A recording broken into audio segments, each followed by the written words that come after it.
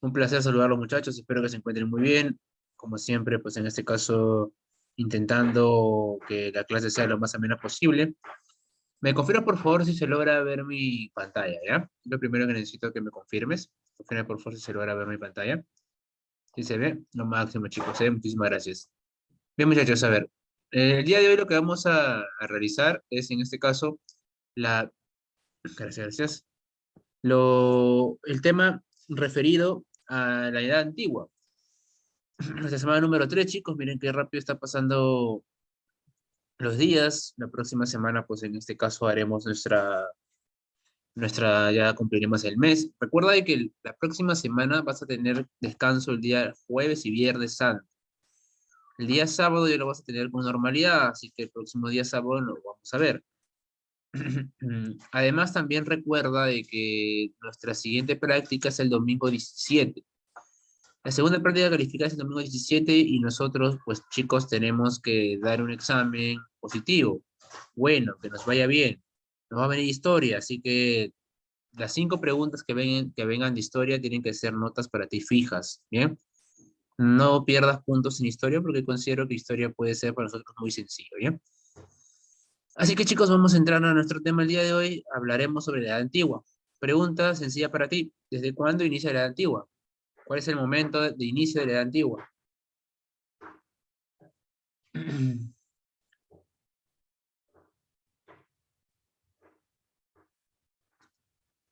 ¿En qué momento, qué acontecimiento, qué se detalla para hablar de la Edad Antigua?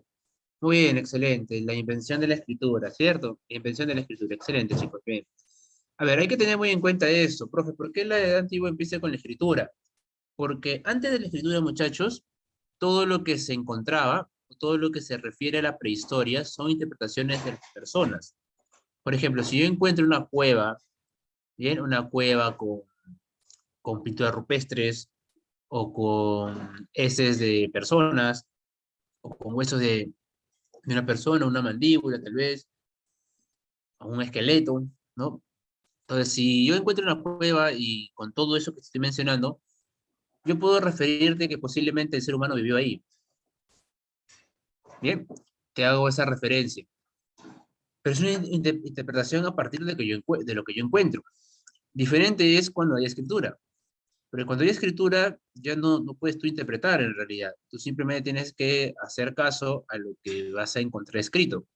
Es una información que ya no puede ser modificada. ¿Bien? Es por eso que es tan importante la escritura, chicos. La escritura le va a dar una fuente mucho más confiable al, al historiador, al arqueólogo. Razón por la cual, pues, la Edad Antigua inicia de este momento, bien a partir de la invención o aparición de la escritura.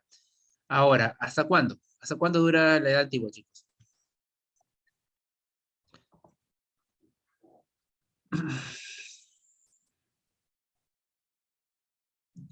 ¿Hasta cuándo dura la Edad Antigua?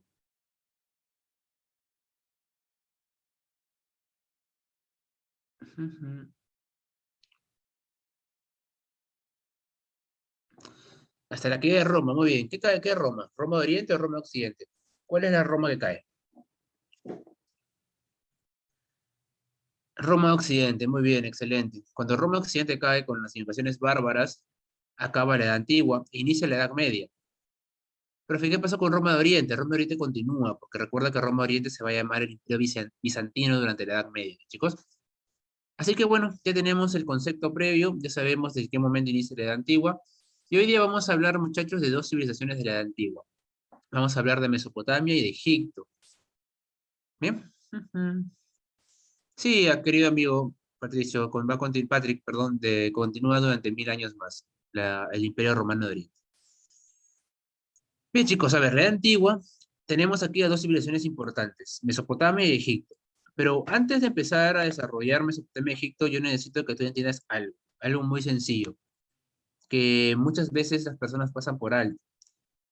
Muchachos, estamos hablando aquí de civilizaciones, de culturas. Sí o sí, ¿qué necesitan para poder vivir? Mesopotamia, Egipto, Roma, Grecia y todas las civilizaciones del mundo. ¿Qué necesitan sí o sí para vivir? Agua, muy bien, Rafael, agua, muy bien, padre. Razón por la cual van a estar siempre cercanas a un río. Por ejemplo, Mesopotamia, ¿ven, chicos? Veamos Mesopotamia. Mesopotamia no es un país. Muchas personas piensan de que Mesopotamia es un país. Bien, este es un grave error. Mesopotamia es un país. Mesopotamia es una región. Es una región que se encuentra entre dos ríos, el río Tigris y el río Éufrates. Estos dos ríos, muchachos, estos dos ríos le proporcionan agua a Mesopotamia.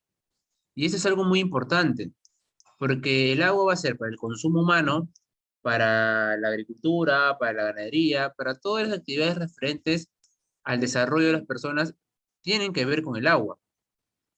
Tú me dirás, profe, pero entonces si no tienen que ver con el agua, entonces vivo cerca del mar, pues. ¿Por qué es peligroso vivir? ¿Por qué no puede ser posible utilizar agua de mar para tu cultivo, para tu consumo? ¿Por qué, chicos? A ver, ¿cuál es la razón? Claro, porque el agua de mar es una agua salada. Ustedes han comido canchitas, ¿cierto? Cuando han ido al cine, cuando han ido, o cuando se ponen a ver una serie, una película en sus casas, ¿no? Han visto, han preparado canchita con sal, ¿no? Cuando comes esta canchita, ¿qué pasa con tus labios?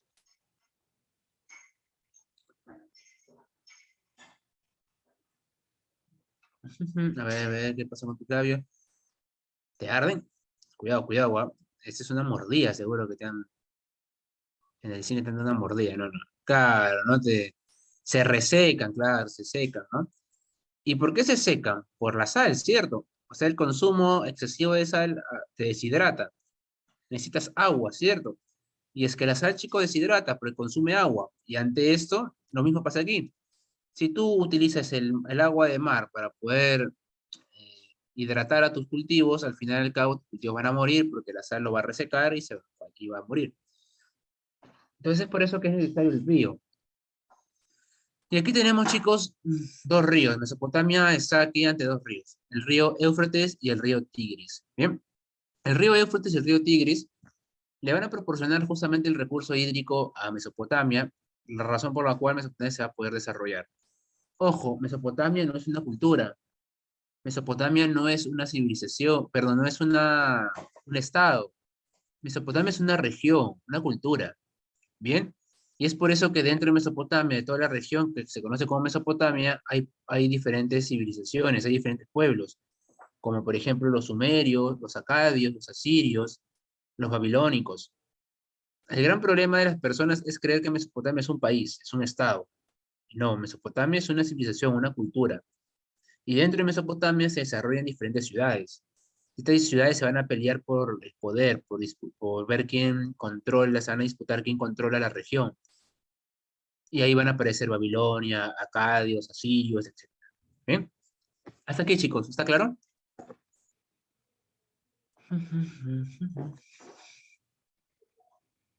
Sí, muy bien, excelente.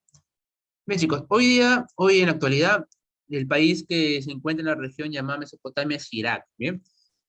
Es el país de Irak, ¿bien, chicos? A ver, chicos, denme un segundo, por favor.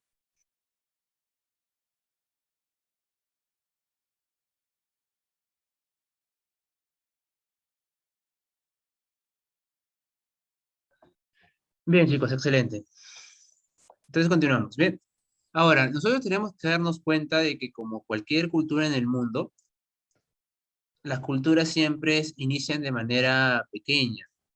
Por ejemplo, cuando yo te pregunto por los incas, a ver, y te hablo del Tahuantinsuyo. ¿El Tahuantinsuyo empieza con Manco Cápac o con Pachacútec? A ver, respóndeme por favor. ¿Con Manco Cápac o con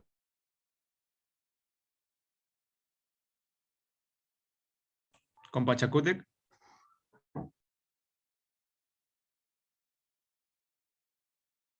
Con Pachacútec, con Pachacútec? Muy bien, claro, con Pachacútec. Porque el Tahuantinsuyo está hablando, Tahuantinsuyo habla de las cuatro regiones. Eso quiere decir de que está hablando del periodo en el cual los incas eran poderosos. Cuando Manco Cápac llega al Cusco y funda el Cusco, los incas no eran poderosos, chicos. Los incas eran simplemente un pueblo como cualquier otro. Entonces, los incas empezaron pequeñitos y se hicieron grandes. Esa es la gran mentira que te han contado en el colegio. Decirte que los incas desde Manco Cápac fueron poderosos y todo eso. No, eso no es cierto. El imperio, la etapa imperial, inició recién con la llegada de Pachacuti. Dime, Anthony, te escucho, querido amigo, o escríbeme. Has Profesor, levantado la buenas mano. tardes. Buenas tardes, amigo. Disculpe, entonces, ¿por qué nos enseñan mal la historia? No es que se enseñe mal la historia, querido amigo, lo que pasa es que en primaria, sobre todo en primaria, existe pues una reivindicación a las culturas autónomas. Entonces, los incas es la reivindicación máxima. Y en esa enseñanza didáctica, ¿no? De dibujos y cosas como esas, a veces se cometen ciertos errores, ¿no? Decirle a un niño de tercero de primaria de que Manco Cápac no era poderoso, sino era un inca débil, un inca como cualquier otro gobernador de otro pueblo. Entonces es como que un poco fuerte para contárselo a un niño, ¿no? Pero si yo lo dibujo a Manco Cápac cargado y todo eso, como que da un impacto diferente. Pero esas ideas se van rompiendo a partir de que tú vas creciendo. Y aquí en historia, muchachos, vamos a ir rompiendo algunos mitos o algunas cosas que se te han dado como verdaderas, pero que en realidad no lo son tanto. ¿Bien? Así que no se preocupen. Bien, chicos, entonces, así como los incas, si te he puesto ese ejemplo, la región mesopotámica no siempre fue grande, fue una región también pequeña. Y aquí aparece su primer momento, los estados sumerios. Los estados sumerios son estados del sur, pues se llaman sumerios, ¿no? Del sur. Ahora, estos estados son varios, no es uno solo. Está, por ejemplo, la ciudad de Uruk, la ciudad de Ur, la ciudad de Lagash. Entonces son estados que conviven entre ellos, son ciudades que conviven entre ellas. Bien, y que pues obviamente, ¿en qué se asemejan? En el idioma, en la escritura, ¿no? En la religión, tal vez, ¿no? Entonces, esa es la similitud que tienen entre ellos. Bien, ahora, cada uno de estos estados, muchachos, construye un templo, porque tienen una religión. Y ese templo se va a llamar Sigurat, ¿bien? El famoso Sigurat. El Sigurat, muchachos, es una construcción ah, para los sacerdotes, para los dioses, un templo religioso. Y es obviamente que aquí estaba la élite, pues, ¿no? De la región. Bien, chicos, entonces aparecen aquí los famosos Sigurats. Ojo, aquí, si te preguntan, durante la etapa de los estados sumerios, Mesopotamia era una civilización, cultura unificada. ¿Verdadero o falso?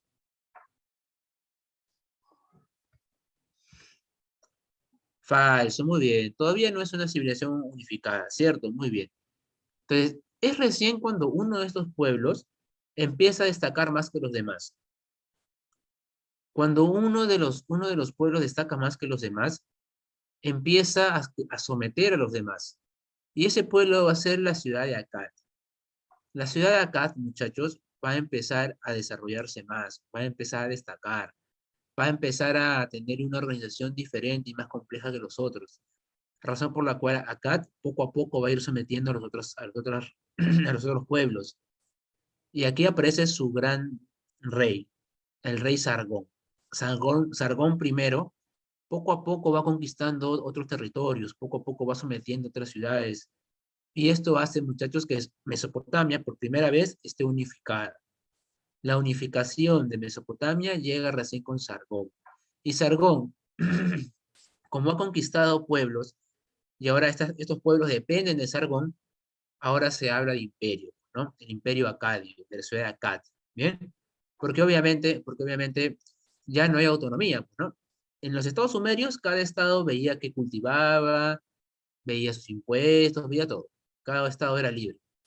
Pero a partir del imperio acadio, todo viene desde las órdenes de Akkad, de la ciudad de Akkad.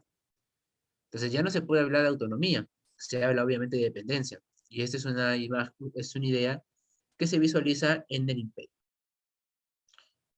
Bien, chicos, ¿hasta aquí vamos bien?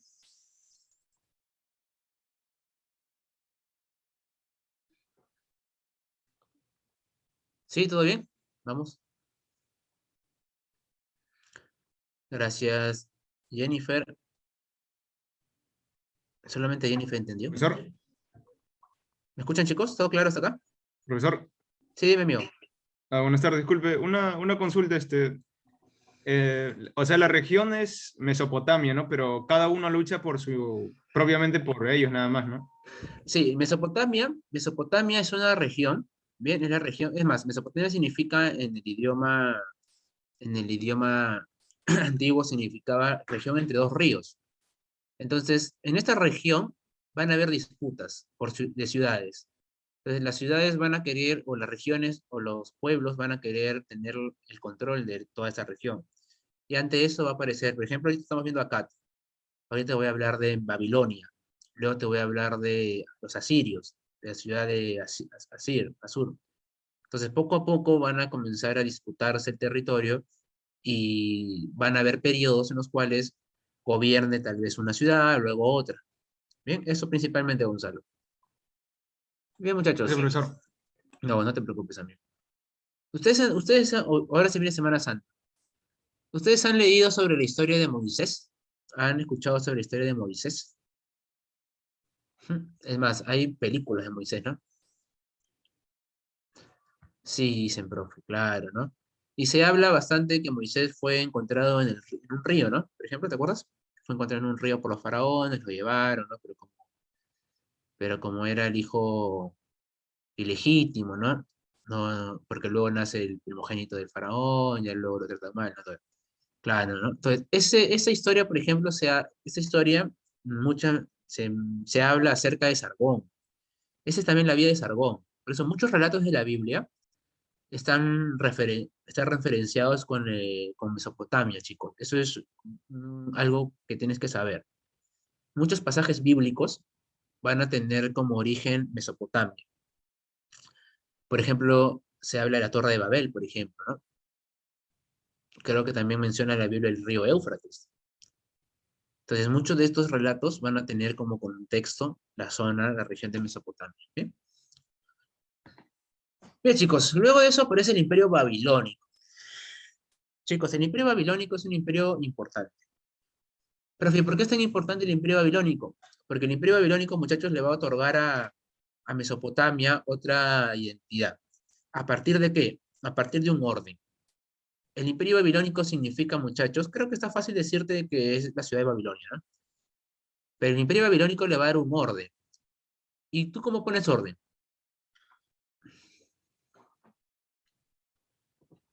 Con reglas, muy bien, con leyes, ¿cierto? Las leyes existen para poner orden. Y efectivamente, muchachos, aquí va a haber leyes que van a poner orden en Babilonia. Aquí aparece, por ejemplo, el famoso Código Hammurabi. El rey Hammurabi pone una legislación, pone un conjunto de leyes que se tienen que respetar. Principalmente es un código de castigo, en donde se van a dar justamente algunos, algunos mandatos de lo que te va a pasar si es de que cometes ciertas infracciones. Dime, Renzo, te escucho, amigo.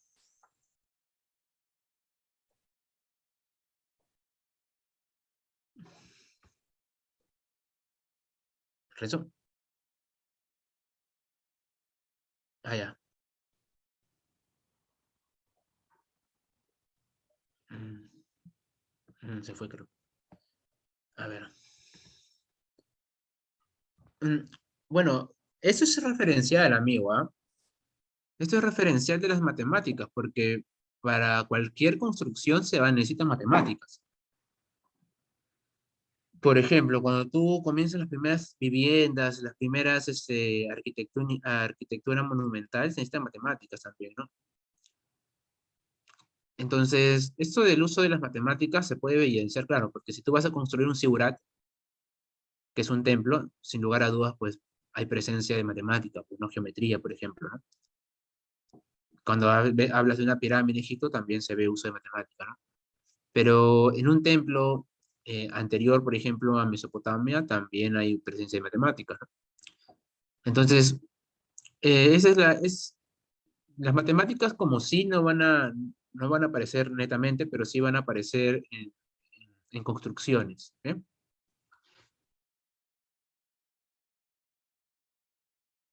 Mm, Es que para hacer un templo, sin lugar a dudas, se necesita, querido amigo, matemáticas, ¿no? No vas a construir un templo mm, solamente dándole forma, ¿no? Necesitas, pues, tener, obviamente, una base, necesitas tener una idea. Es por eso de que la arquitectura aquí aparece, ¿no? La arquitectura monumental. Bueno, ya había arquitectura monumental en el en el Neolítico, ¿no? Es más, las primeras ciudades aparecen en la Edad de Bronce. Entonces, específicamente si son los primeros, o sea, a mí no me gusta poner esos términos.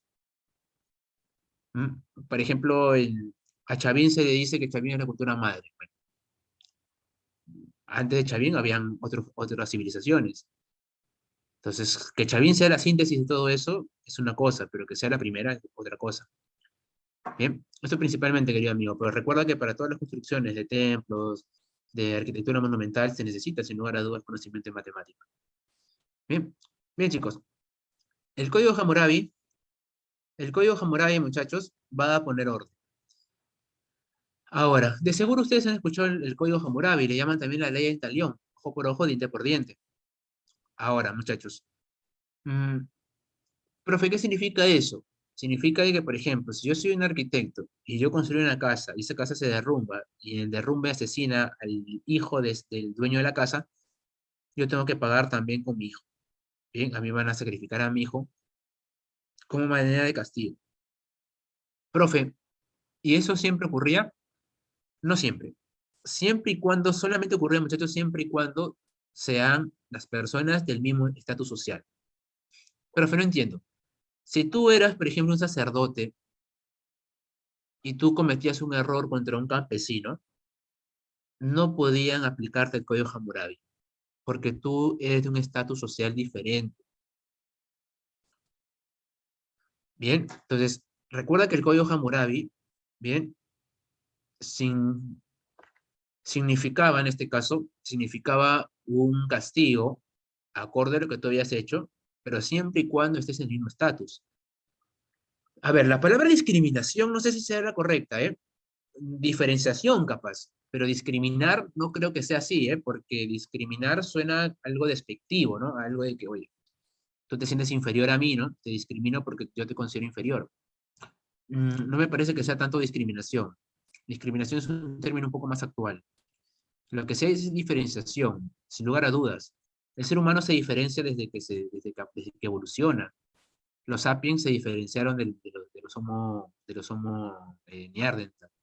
Y dentro del trabajo, del trabajo, pues obviamente, perdón, dentro del trabajo, cuando ya se hicieron agricultores, hubo un sector que se dedicó a la agricultura, a la ganadería, otro a la pesca. Luego, cuando empezaron a aparecer los metales, se empezaron a diferenciar por poderío militar. Entonces, va a haber diferenciación, pero no sé si discriminación. Discriminación suena más a raza. Eh, no, el castigo sí iba el castigo iba a ser más duro todavía para el campesino en este caso, amigo.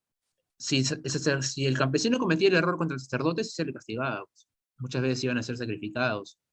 Pero si era al revés, no, porque no estás en el mismo estatus. Bien.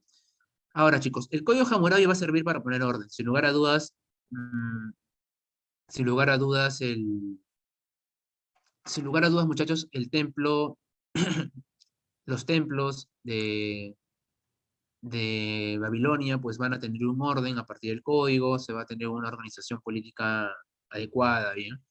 En realidad no tanto Rafael, ¿eh? El sacerdote cumplía una cercanía a la divinidad y el dios estaba rodeado del sacerdote. O sea, era como el sector más alto, ¿no? Si lo quieres ver como una pirámide social, ¿no? Bien, muchachos, está también el culto al dios Marduk. Pero ¿quién es el dios Marduk? El dios Marduk es el dios, el dios Marduk, chicos, es el dios de la guerra. Bien, el dios de la guerra. Posterior al imperio babilónico llega el imperio asirio. El imperio asirio, muchachos, es un imperio con mayor poder. Es un imperio más militarizado, presencia ya de nuevas armas, y aquí se va a lograr la máxima expansión. Quien destaca en este gobierno es el gobernante Asurbanipal. Bien, Asurbanipal es más, construye una biblioteca llamada la Biblioteca de Asurbanipal. Esta biblioteca de Asurbanipal, muchachos, no vas a pensar que es una biblioteca como la actual que encuentras libros. Aquí son murallas en realidad. Tú entras a un complejo donde las murallas se van a visualizar escritura dentro de las murallas y van a haber mensajes dentro de las murallas. Es por eso que se le llama la biblioteca de Nínive, la primera biblioteca del mundo. Además, también aquí habían unos guardianes, que son los toros alados. Similar a lo que viene a ser Chavín de Huántar, a lo que viene a ser la cabeza clava en Chavín de Huántar. La cabeza clava en Chavín de Huántar lo que hace es un sacerdote que cuida a los malos espíritus, ¿no? Y aquí va a aparecer algo muy similar, es algo casi con la misma función, el toro alado. Era el cuerpo de toro, la cabeza del humano y las alas que tenía, ¿eh? No, pero Ares, querido amigo, es de los griegos, no te confundas. Ares es dios de la guerra en los griegos. Aquí estamos en Mesopotamia, es una mitología diferente. ¿Bien? El poema de Gilgamesh. Bien, muchachos. Ahora, el segundo imperio babilónico, los babilónicos van a recuperar el control a partir de una alianza con los medos y van a quitarle la hegemonía a la región de Asiria. Y a partir de esto, chicos, llega la última etapa ya autónoma de los mesopotamios. Aquí se va la construcción al templo de Marduk, que es el templo de la guerra, también llamado la Torre de Babel. Bien, este es un relato, la Torre de Babel se habla del relato bíblico, ¿no? Y bueno, Nabucodonosor II, lamentablemente para sus intereses de por medio, recibió la invasión de los persas. El imperio persa, chicos, debe ser uno de los imperios más poderosos de toda la historia asiática. Los persas es un pueblo que poco a poco se va a ir desarrollando en la región asiática y va a ir conquistando regiones, tanto así que llega en algún momento a chocar con los griegos en las famosas guerras médicas, que te lo contaré de aquí a 2 semanas. Bien, pero los persas van a tomar posesión de gran parte de Asia y en ellos están los mesopotamios. Los mesopotámicos van a ser sometidos por Ciro el Grande, ¿bien? Gobernante de los persas.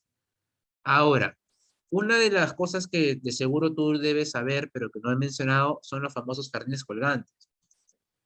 De seguro tú en el colegio te hablaron de los jardines colgantes, te dijeron que era una maravilla antigua y todo eso.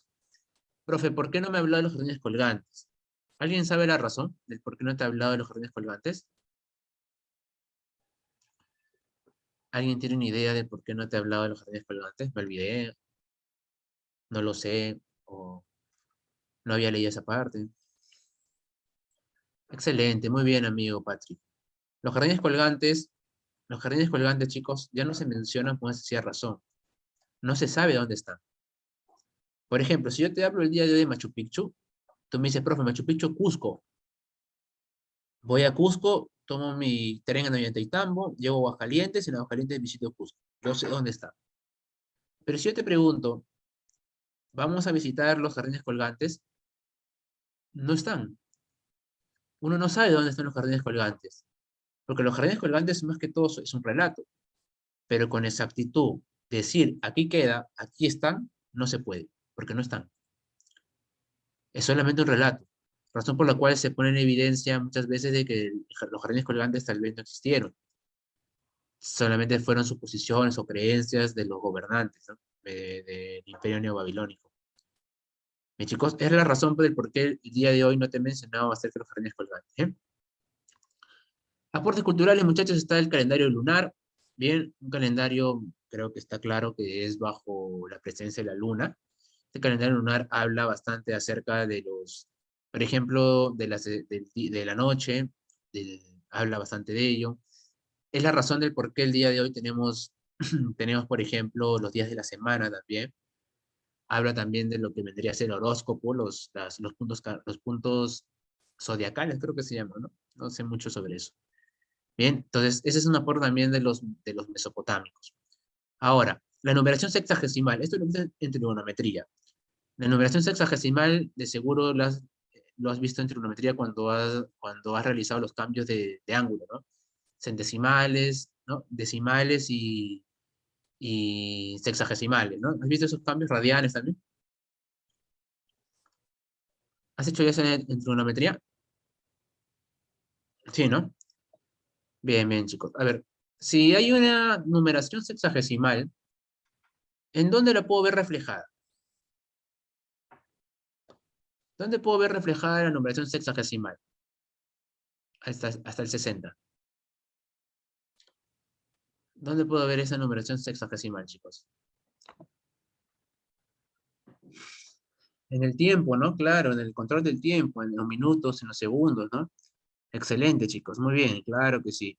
Es por esta razón de que la organización del tiempo en días de la semana, por ejemplo, también es un aporte de los mesopotámicos. Ingeniería hidráulica, muchachos, es importantísimo la ingeniería hidráulica, porque la ingeniería hidráulica me lleva el agua del río donde yo lo voy a utilizar. Profe, pero eso no necesita tanta cosa, ¿ah? Porque yo puedo vivir al costado del río. No, ten mucho cuidado con eso. Tú no puedes vivir al costado del río, por una sencilla razón. El río se desborda. Los ríos son irregulares. Hay ríos que tienen temporadas altas de caudal, hay días que tienen temporadas bajas de caudal. Entonces yo no puedo vivir cerca de un río, porque se puede desbordar. Entonces lo que yo voy a hacer son represas, por ejemplo, como está aquí. Mira aquí. Una represa, ¿ves? Está ahí, ¿qué está haciendo? Está controlando el pase del agua. O también puedo hacer un canal, ¿no? Como una especie de rama al río para transportar en ese agua a mi región. Importante en ingeniería hidráulica. Aquí, como dijo su compañera hace un rato, aquí hay uso de matemáticas, sin lugar a dudas. Porque es ingeniería hidráulica. Bien, es importantísimo esto. Bien, muchachos, arquitectura, en escritura está la cuneiforme, que es este de aquí. La escritura cuneiforme, que es la escritura, mencionan algunos historiadores que es la escritura más antigua del mundo, ¿no? Bien, chicos, quisiera pedirte un gran favor. ¿Serías tan amable de avisarme cuando faltan 5 minutos para terminar la clase? ¿Serías tan amable, por favor, para no quitarle el tiempo al profesor que continúa? Gracias, chicos, gracias. Todavía nos quedan 25 minutos, ¿no? Todavía nos quedan 25 minutos. Bien, muchachos, Egipto. Ahora, Egipto, muchachos, es una civilización o cultura que va a tener bastantes etapas. Es más, el día de hoy hay un país llamado Egipto. Tenemos que tener mucho cuidado con Egipto, muchachos, por una sencilla razón. Egipto está ubicado o tiene salida al mar Mediterráneo. Y el mar Mediterráneo va a ser una región de mucho, pero mucho conflicto. Los griegos y los persas quieren salir al Mediterráneo, los romanos y los cartagineses quieren salir al Mediterráneo. O sea, profe, ¿por qué el Mediterráneo es tan importante? Porque en esta época los únicos territorios que se conocían eran una parte de Europa, una parte de Asia y una parte de África. Entonces, el mar que se encontraba en medio de todo eso era justamente el mar Mediterráneo. Y es por eso que el mar Mediterráneo va a ser sede de muchos conflictos. Entonces, Egipto va a ser invadida durante mucho tiempo por diferentes oleadas migratorias. Pero hoy día lo que vamos a estudiar es al Egipto autónomo. ¿Bien? Al Egipto autónomo. Egipto, chicos, tiene también un río cercano para poder hacer uso del recurso hídrico. Y este río es el río Nilo. Bien, Egipto se va a dividir en dos grandes sectores, el Bajo Egipto y el Alto Egipto. Cada una de estas regiones va a tener sus propias ciudades. Es la razón también por la cual van a enfrentarse en bastantes ocasiones. Aquí, al igual que en Mesopotamia, van a haber ciudades que van a querer tener el control. En un momento vas a ver a Tinis, a Memphis, a Tebas, ¿no? Vamos a ver ciudades que van a querer tener el control principal de los egipcios, ¿ven? Y la organización, obviamente. Bien, chicos, te explicaba al iniciar la clase de que todas las culturas siempre aparecen de manera pequeña, reducida. Y Egipto no es la excepción. Egipto también salió o apareció o se desarrolló de manera pequeña. Es más, Egipto ni siquiera existía en ese momento. Existía lo que se conocían como nomos. Profe, ¿qué son los nomos? Son estados locales, estados regionales, pequeños nada más. Entonces, Egipto era la región llamada Egipto no existía aún, unificada al menos. Lo único que existían era en ese territorio extenso una gran cantidad de estados locales. Y esto, chicos, lo que va a hacer es generar complicaciones. ¿Por qué? Porque ante caso de invasiones, estos estados locales son débiles. Bien, pero se van a desarrollar. Van a tener su propia agricultura, ganadería, van a comercializar entre ellos, van a tener su gobernante, todo eso. ¿Bien? Eso sí es normal.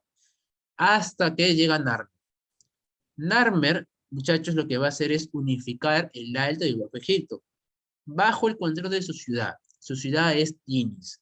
Por eso se llama el Imperio Arcaico o Tinita. Bien, por Tinis.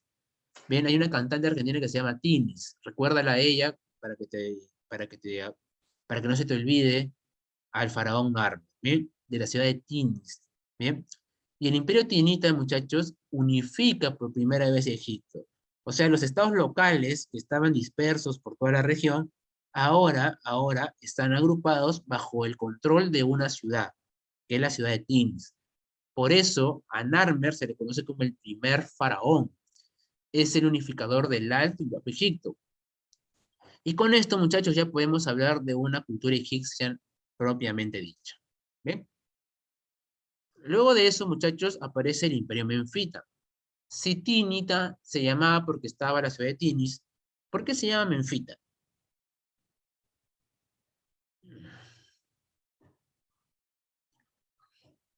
Por la ciudad de Memphis. Muy bien, Pamela, excelente, por la ciudad de Memphis. Y muchachos, el Imperio Menfita es una etapa donde, como ya se unificó toda la región, hay mayor estabilidad. Y al haber mayor estabilidad, los faraones que van a empezar a gobernar van a comenzar a intentar perpetuar su nombre. Y la forma de perpetuar el nombre de un faraón es con las pirámides, sin dudarlo. Las pirámides. Y aquí aparecen, chicos, las pirámides como la pirámide de Giza, por ejemplo.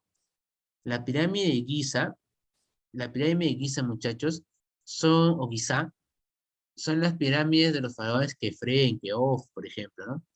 Son estas pirámides que intentan perpetuar el nombre del faraón. Y aquí también aparece, chicos, la esfinge. La esfinge también es como un guardián, con cuerpo de felino y con rostro humano, ¿no? Es interesante lo que se encuentra aquí. Profe, ¿por qué el Imperio Menfita tiene la potestad de poder hacer eso? Porque obviamente en este momento ya hay una tranquilidad. Pero esa tranquilidad, como tú sabes, el tiempo es cambiante, no le va a durar para siempre a Memphis. Por alguna razón, Memphis entra en crisis social y económica. Pregunta, chicos, ¿cuándo hay crisis? ¿La gente reclama o no reclama? Cuando hay crisis, ¿la gente sale a reclamar o no? Sí reclama, claro, ¿no? Sí reclama. Mira nada más el día de hoy, tenemos una crisis económica por el tema de la gasolina y mira cómo la gente salía, ¿no? Ahora, al igual que que el día de hoy, la gente cuando ve que no hay o siente que no hay una buena administración, va a reclamar. Y lo mismo pasa acá. Las ciudades se dan cuenta que Memphis está administrando mal, o sienten que está administrando mal, o sienten que la administración de Memphis ya no es la adecuada, razón por la cual poco a poco se van a ir alejando de Memphis. Memphis ya no puede poner orden porque está en crisis. Si hubiese sido otro momento, agarra Memphis y manda sus tropas y calma la rebelión. Pero ahora que Memphis está en crisis, no puede hacer eso. Por esta razón, ¿ve? Por esta razón, chicos, Memphis va a terminar quebrándose y le va a dar autonomía. Las ciudades se comienzan a separar de nuevo. O sea, ya Egipto no va a estar unificado, sino va a estar separado otra vez. Bien, eso va a pasar. Hasta que llega Mentotec II. Mentotec II, muchachos, logra la segunda unificación. Por segunda vez Egipto se va a poder unificar. Y Egipto, muchachos, esta etapa se le va a llamar Imperio Medio Tebano. ¿Por qué crees que se llama Imperio Medio Tebano?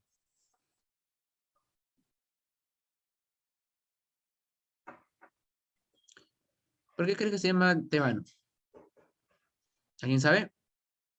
¿Alguien tiene una idea de por qué crees que se llama Tebano? Muy bien, por la ciudad de Tebas. Muy bien, excelente.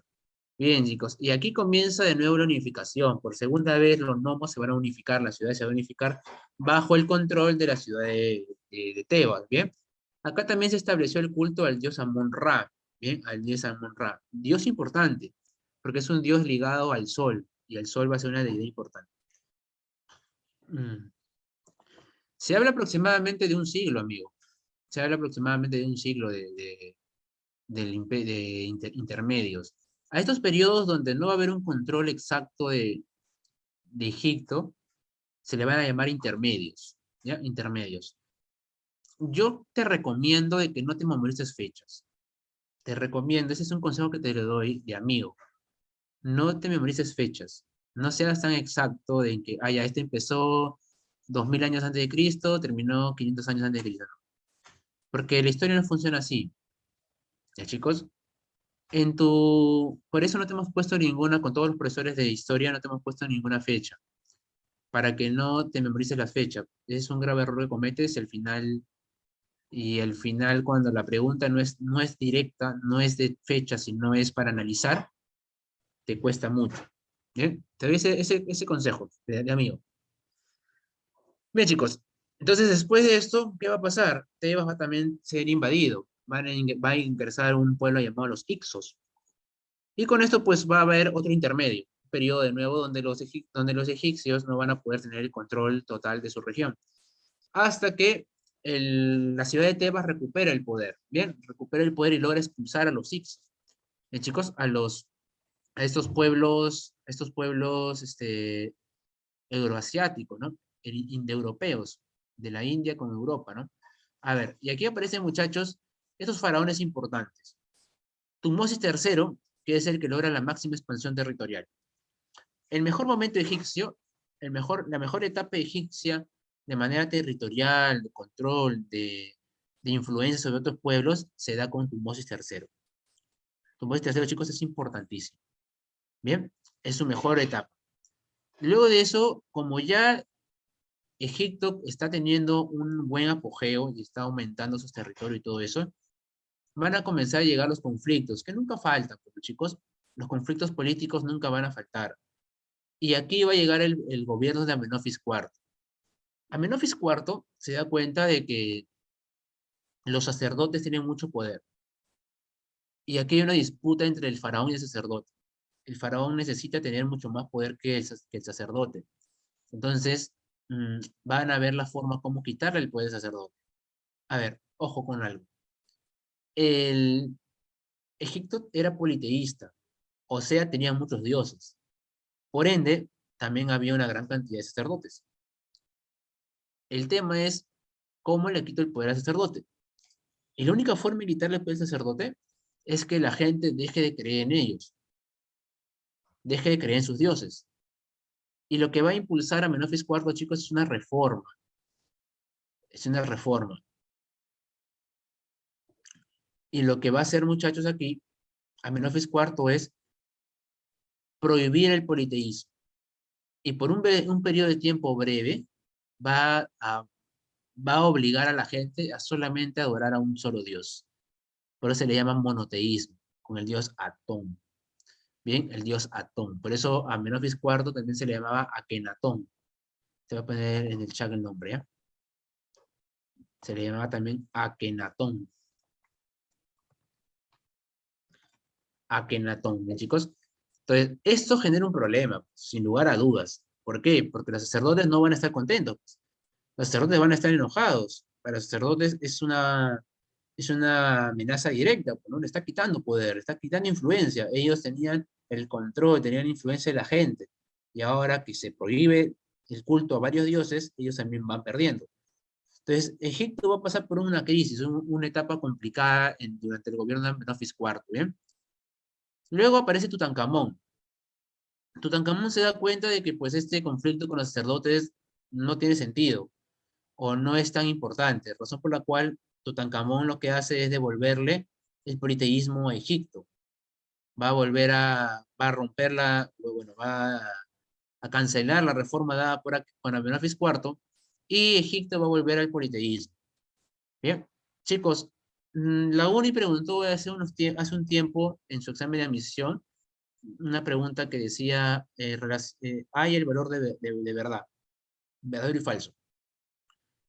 Y una de sus preguntas decía, Egipto siempre fue politeísta. ¿Verdadero o falso? ¿Qué me dices? ¿Verdadero o falso? Falso, claro que sí, Jaime. Falso, ¿no? Falso, Renzo. Falso, Jennifer. Muy bien. Falso, Yaren. Bien. ¿Por qué, profe, es falso? Porque Egipto tuvo un periodo, aunque sea breve, excelente, amigo Rafael. aunque sea breve, igual es un periodo de monoteísmo. Muy bien, por un periodo breve nada más. Bien, bien chicos, ahora, Tutankamón también es recordado por una razón. En realidad es el faraón más joven encontrado, es el faraón del que se habla el más joven, pero la razón del por qué Tutankamón es recordado no es tanto por el tema de su buen gobierno o tampoco por tener mucha expansión territorial. A Tutankamón se le recuerda, chicos, principalmente porque Tutankamón, mm, porque Tutankamón, muchachos, encontró su tumba. La tumba de Tutankamón fue encontrada, muchachos. Es una tumba intacta.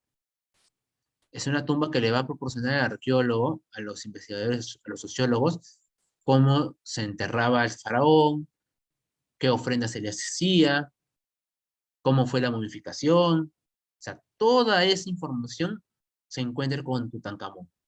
Por eso Tutankamón es tan recordado. Johan Carter es el que descubre la tumba de Tutankamón. ¿Bien, chicos?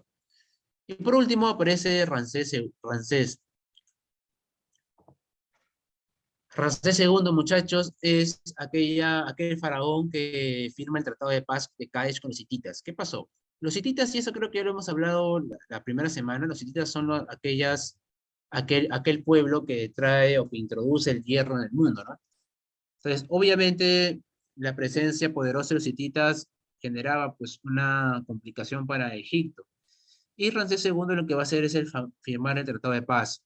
El Tratado de Paz es el Tratado de Paz más antiguo de la historia, mencionan muchos, la Paz de Cádiz o el Tratado de Cádiz, ¿no? Donde los egipcios permiten, en este caso, el acceso de los hititas. Ahora, muchachos, ten mucho cuidado con algo.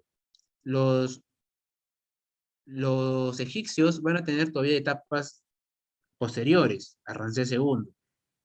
El tema es de que ellos no van a ser autónomos, van a tener influencia de gobiernos extranjeros, como por ejemplo lo que ocurre con Cleopatra, ¿no? Cleopatra es la faraona egipcia, pero Cleopatra cae bajo el control de los romanos, ¿no? De Julio César y luego de Marco Antonio. Entonces, las etapas de los egipcios van a ser etapas posteriores a la paz de Cádiz, pero con influencia extranjera, ¿bien? Bien, chicos, continuamos. Aporte de los egipcios, muchachos, por ejemplo, está la famosa escritura geoglifa, hierática y demótica. Los mesopotámicos los mesopotámicos, chicos, utilizaban una escritura uniforme, generalizada para todos. Pero los egipcios van a diferenciarse. La escritura jeroglífica, por ejemplo, chicos, es una escritura para la clase alta, para el sacerdote y para el faraón. La hierática va a ser utilizada por los comerciantes y también por los escribas, que son los que escribían. Y la demótica va a ser más del comercio interno, más del día a día, ¿no? Va a ser una escritura distinta. Entonces, chicos, recuerda por favor que Egipto va a tener este tipo de escritura, acorde a tu clase, bueno, no clase, acorde a tu jerarquía social. ¿Bien? Luego también aparece la numeración egipcia, la numeración decimal. ¿Cuántos números hay, chicos? ¿Del 1 al 10 o del 0 al 9? Los números básicos, del 0 al 9, del 1 al 10.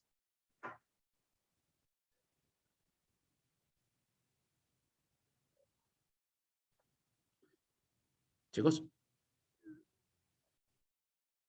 ustedes van a ser ingenieros, arquitectos. ¿Ahí?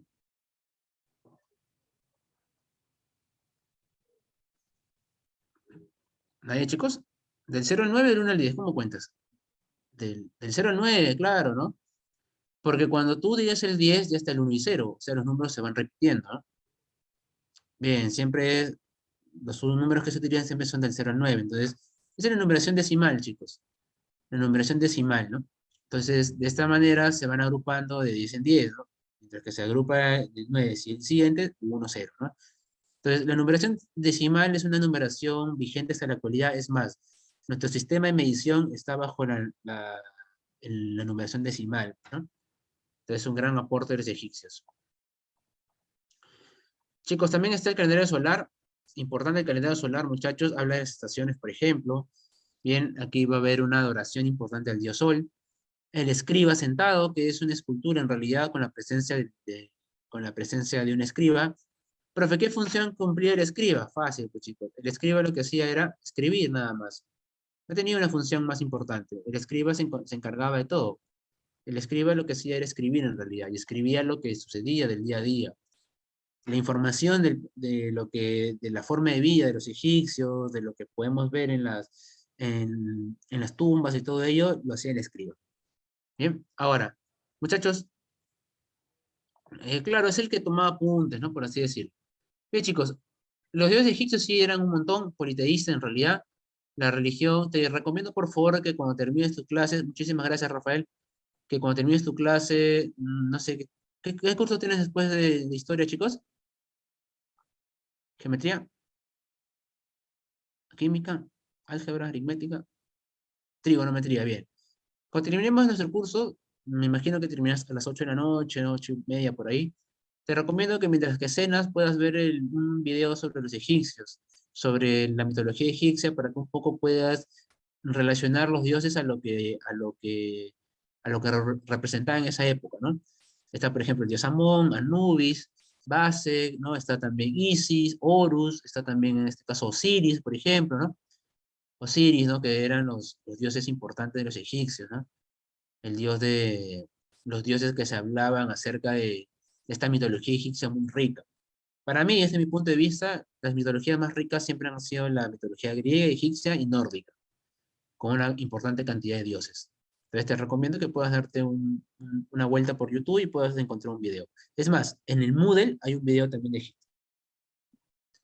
Otra cosa, chicos, también que desarrollaron los egipcios fue la momificación. Con la tumba de Tutankamón se puede dar cuenta de cómo era la modificación, qué productos se combinabas, cómo se daba el embalsamiento del cuerpo. Y si te das cuenta, mira aquí está Anubis. ¿Por qué Anubis está en la modificación? Porque Anubis se podría decir, el guardián de la muerte, es el guardián al inframundo, ¿no? A la siguiente vida. Entonces, es importante, chicos, la mitología para poder entender el accionar de las personas en el antiguo egipcio.